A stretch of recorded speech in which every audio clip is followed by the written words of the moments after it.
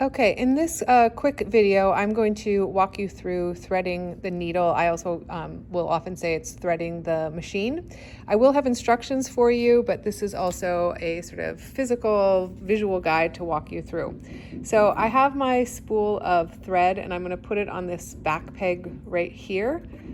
This front peg is for winding your bobbin, and I'll show that in another video. So this and this are for the bobbin. So this is the one that you would want to watch to kind of track how to thread the needle. All right, so I have the spool onto the little peg, and I'm just going to pull a piece of thread, and you can see that it wants me to guide it under and then over. So I just slip it behind there, and that usually locks that into place. And then I'm going to come straight down here, and I'm going to go underneath this tension dial. And so that usually is the thread kind of falls into place right underneath here. It should be loose as you're working with it. If it feels like you can't pull on it, then you probably have something tangled somewhere, and I would just start all over by removing the thread and kind of pulling it out. All right, totally forgot what this one is, this little part is called, but you want to loop the thread behind this little hook right here. So it's got a little channel opening, so if you slide your thread beside it and behind it and come forward, it will catch inside of there. If you're like, Paula, this is not located right here, where is it? What you can do is go over to the side, and if you turn this wheel here, you'll see that this goes up and down. So if you can't find it, it's just adjusting the position of the needle, which adjusts that part.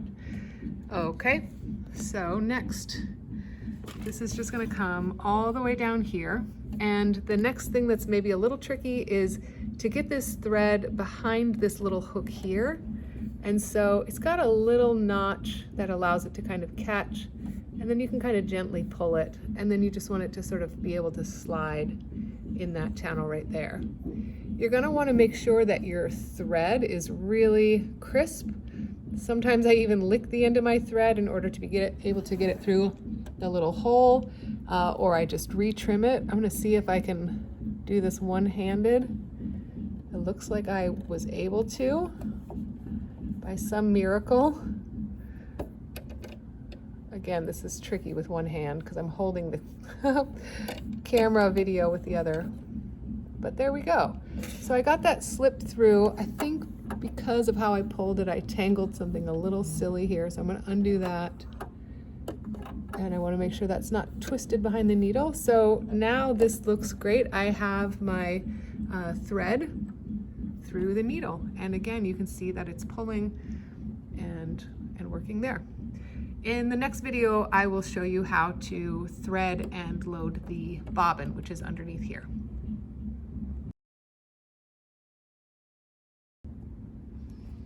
Okay, in this video, I'm going to show you how to wind a bobbin. This goes on the underside of the machine, and it's the bottom part of the thread that the top sort of catches so that you have your stitch above and below. So it can be nice, it doesn't actually matter though, to have matching thread on the top and the bottom. Most of you are going to work with just whatever is in the machine, but just to sort of match things up, I'm pulling the thread that I just looped through the needle out, and I'm putting it on this pin. I forgot that this pin comes up, so you'll have that raised. And then I'm actually going to flip it so the thread is coming off of the inside. And then I'm going to look right here. This little bobbin indicates that what I can do is go, oops, I'm coming the wrong way. No, I'm not. Through the front, around the back, and then you're going to come back towards the thread. So just sort of follow the angles that those are doing. And then on the bobbin, there is a tiny little hole on both sides. And what you're going to want to do is get your thread from the inside out through the hole. And I find these clear ones really hard to see, but I did it. So now I have the thread through that hole. And then what I'm going to do is put it on top of this little clip. I'm going to push it down, and then I'm also going to slide this over. So this should be pushed up against that. The machine does need to be turned on, and then what I'm going to do is push the foot pedal, and I'm going to just use that to wind the bobbin. Now while I'm starting, I'm going to hold on to this thread, and I'm just going to press a little bit to kind of get that started. And then sometimes, I will cut this thread before I continue, because it can get wrapped back underneath and looped in, and that can just make it tangled. So now I don't have to hold on to anything. I wouldn't go at full speed, I just go at medium speed. And one thing you are going to want to watch is when this bobbin reaches here, that's when you're done. I can't recall if this one automatically stops when it touches that. My sewing machine does, and it pops the bobbin back over. I think this one you have to eyeball though.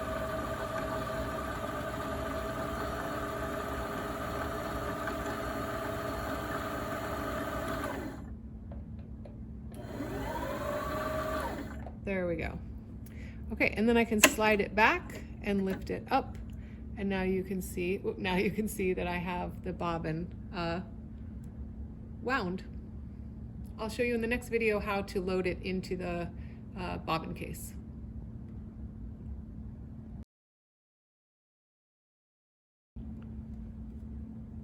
Okay, in this video I'm going to show you how to change the bobbin. The reason that you might want to do this, again, is if you made matching thread to go with the top thread, or let's say you ran out of bottom bobbin thread. So there currently is white here, but I'm just going to change it out. Oftentimes you have about 5 or 10 of these with different colors in rotation. So there's different ways to access the bobbin on most machines. This one has this little kind of plastic case, so you're going to want to kind of lift it up gently and then pull it back, and so it's got these sort of little catches in it for those grooves. You can set that off to the side. There are instructions here, and I also will have printed ones that you can look at. So you just gently open that up, and then there actually is this nice little lever right here that you can grab onto with the tip of your finger, and that allows you to pull out the bobbin. And I usually, you can see I just intuitively grab the back of this with my middle finger as I pull, so that it doesn't pull out the bobbin. I'm gonna gently pull that out through, and then I just rewind this and set it to the side for next time I want some white bobbin thread. I'm gonna switch over to this. It is important to know the direction that the bobbin should be loaded into the case, and clockwise is the direction that we want it to spin. So what I'm gonna do is hold this in my hand facing me with this going clockwise. I'm going to push it inside of there, and then on the bobbin case there's this little notch, and you want to just slide it in there, and then you kind of slip it along, and it falls right into place in this middle groove. So it just slides gently underneath there. Now the bobbin case is winding clockwise, and it's ready to be loaded into the machine. So I'm going to flip it around this way and make sure I have this thread tail available. You can use this handy little lever to hold on to it, and then there is a hole here, and you want to line it up with that hole. This also has a little notch right up here, and that will connect or sort of click into place. So I gently put it in, and I can kind of see how it's spinning now, but once I find, where it goes into place, it snaps and sort of clicks into place.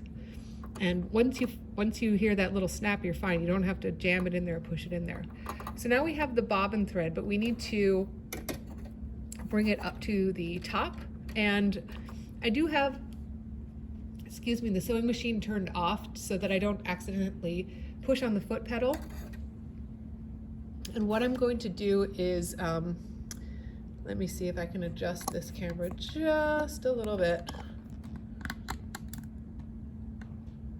I'm going to turn this handle on the side here, and while I do that, I'm going to hold on to this top thread, and I'm going to come towards me, basically one turn so it comes down and then up.